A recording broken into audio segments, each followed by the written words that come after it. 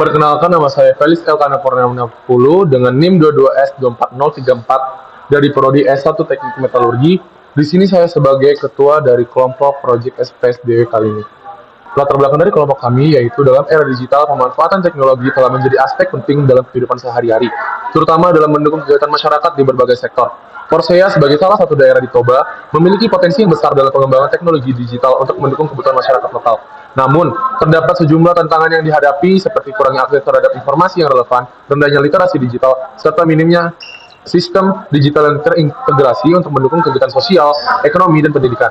Proyek ini dilaksanakan di SDN 173633 di Korsea, bertujuan untuk mengidentifikasi dan menyelesaikan masalah-masalah tersebut dengan pendekatan berbasis teknologi digital. Dengan pendekatan yang komprehensif, proyek ini diharapkan dapat memberikan kontribusi nyata dalam meningkatkan kualitas hidup anak SD 173633 Korsea, sekaligus menjadi sarana belajar mahasiswa dalam mengaplikasikan ilmu penyelesaian masalah di dunia digital secara langsung.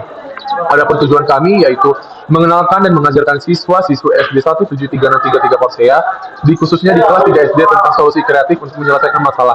Dengan pendekatan sederhana dan interaktif, kami bertujuan membangun pemahaman dasar tentang memecahkan suatu permasalahan dalam meningkatkan keterampilan berpikir kritis dan menginspirasi anak-anak untuk berpikir secara positif dalam kehidupan sehari-hari. Di sini saya akan menjelaskan soal nomor 4, yaitu tentang boneka bersarang. Sebuah boneka bersarang dari sekumpulan boneka kayu, di mana satu boneka dapat dimasukkan ke dalam boneka lainnya. Setiap boneka dapat dibuka tutupnya untuk melihat boneka yang lebih kecil yang ada di dalamnya. Berikut ini adalah sebuah boneka yang dimiliki oleh Emily. Dia ingin menyusun boneka-boneka sehingga dapat dimasukkan menjadi satu dengan sebanyak-banyaknya. Kita pertama-tama telah menyortir boneka berdasarkan lebarnya dalam urutan besar ke kecil, maka kita dapat memastikan boneka yang dapat dimasukkan secara bersarang. Berikutnya, kita memilih sebanyak mungkin boneka dari boneka yang sudah terurut lebarnya dan dijejer pula menurut tingginya, bahwa boneka yang dipilih harus memiliki urutan dari yang paling tinggi ke yang paling pendek. Pada kasus ini, jika Anda memiliki boneka yang terbesar dulu, maka Anda hanya bisa mendapatkan boneka bersarang dalam 3 lapisan. Namun, jika Anda tidak menggunakan boneka terbesar, Anda bisa menggunakan boneka bersarang dengan 4 lapis. Tentu saja, Anda bisa memulai dengan menyortir boneka berdasarkan tingginya, lalu mencoba memilih boneka sebanyak mungkin berdasarkan lebarnya. Mereka inilah yang menjadi untuk mengatur boneka berturut berdasarkan ukuran tingginya. Kita juga dapat melakukan pengurutan sesuai dengan lebarnya juga. Kemudian, kita cari jumlah boneka maksimal dalam urutan ini dari yang paling besar menurut yang paling kecil. Masalah ini disebut juga dengan the longest discrete subsequence.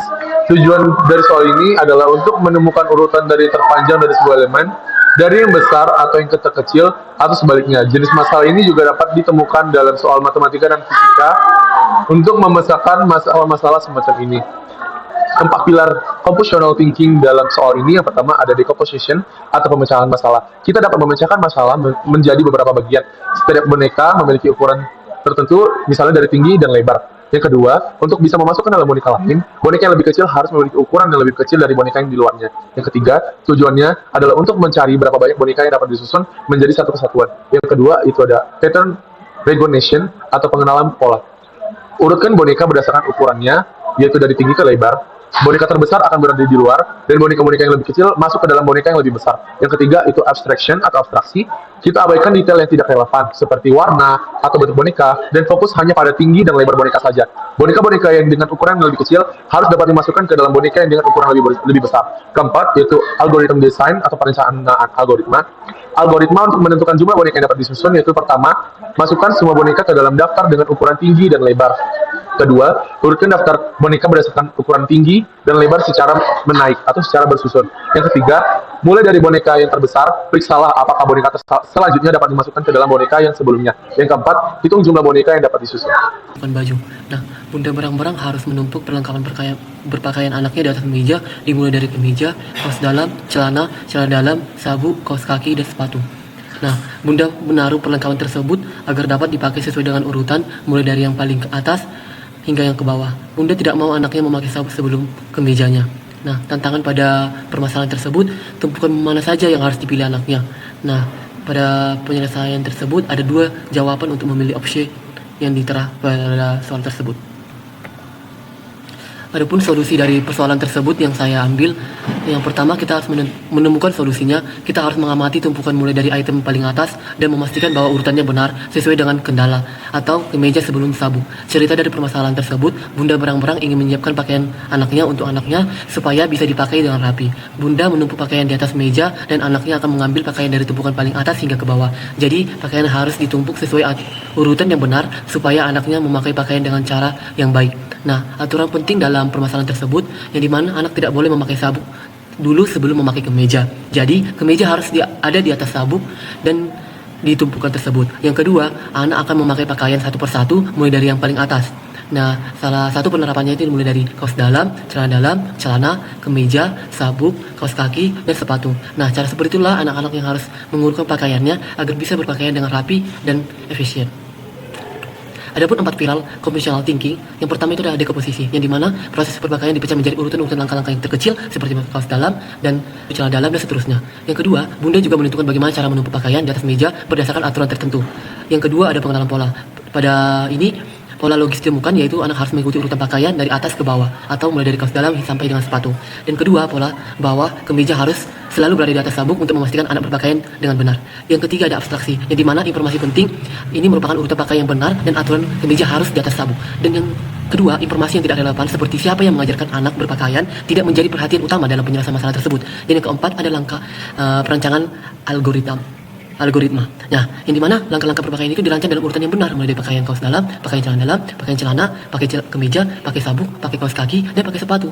Nah, algoritma inilah membantu anak-anak berpakaian dengan rapi dan sesuai. Maka alasan saya memilih soal tersebut, di mana si kecil atau anak-anak zaman sekarang yang saya akan sampaikan pemaparan materi ini akan ke anak SD kelas 3, di mana mereka memulai dengan hal yang kecil terlebih dahulu untuk memakai pakaian dengan yang benar, dimulai dari hal yang kecil hingga yang terbesar. Sehingga pada option yang pada soal tersebut agar tumpukan mana saja yang dimana sabuk sebelum kemejanya yang benar itu adalah B dengan D. Perkenalkan, nama saya Ayrin Manurung dari Prodi Teknik Elektro dengan NIM 13S24049. Di sini saya menggunakan soal barisan bunga. Alasan saya memilih soal ini yaitu untuk mengajak anak-anak untuk mengamati dan membandingkan posisi bunga dalam setiap barisan. Mereka harus memeriksa dengan teliti apakah bunga putih atau bunga biru lebih dekat ke pagar. Jadi, langkah-langkah yang saya gunakan untuk menyelesaikan soal ini yaitu yang pertama memahami soal, yang kedua menentukan posisi pagar, yang ketiga mengidentifikasi posisi setiap barisan, yang keempat menggunakan kritis dan logika untuk menilai. Critical thinking yang digunakan dalam soal ini yaitu problem solving dan discussion making.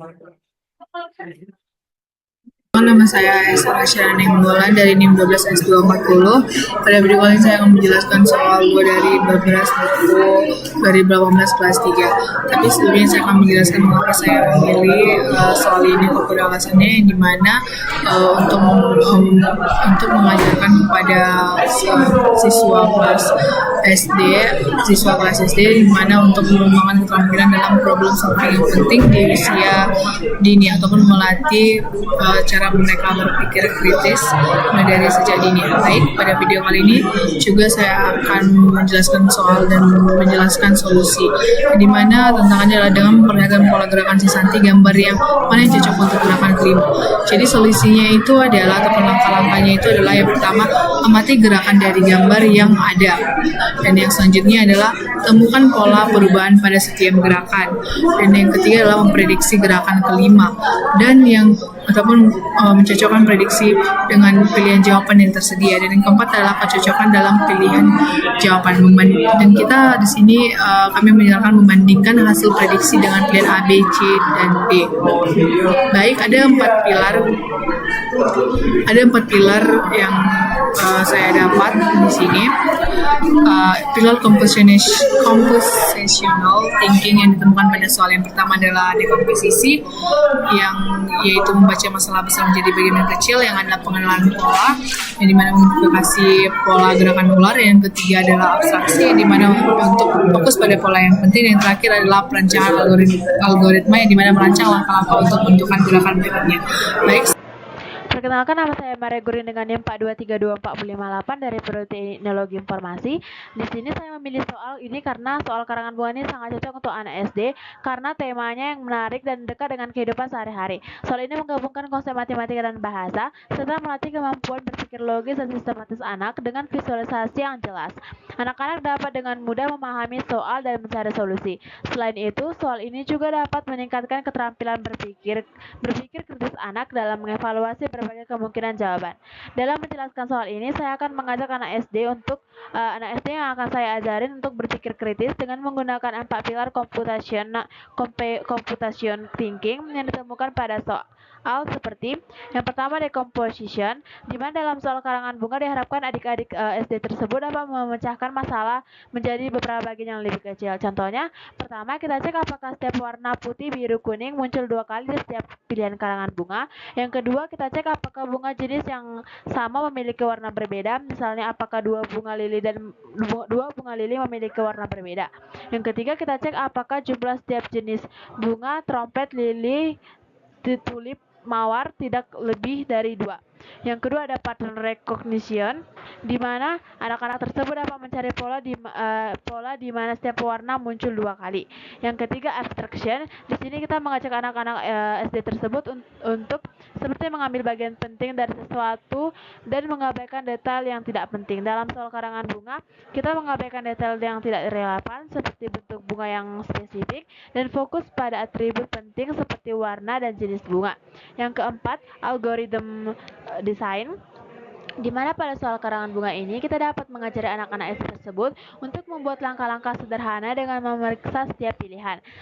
Seperti langkah 1, hitung jumlah bunga putih, biru, dan kuning. Apakah masing-masing ada 2? Yang kemudian langkah kedua, cek apakah bunga jenis yang sama memiliki warna yang berbeda. Kemudian langkah ketiga, cek apakah jumlah setiap jenis bunga tidak lebih dari 1. Yang keempat, jika semua langkah terpenuhi, maka pilihan tersebut adalah jawaban yang benar. Perkenalkan, nama saya Dekus Sari dari Prodi D3 Teknologi Komputer.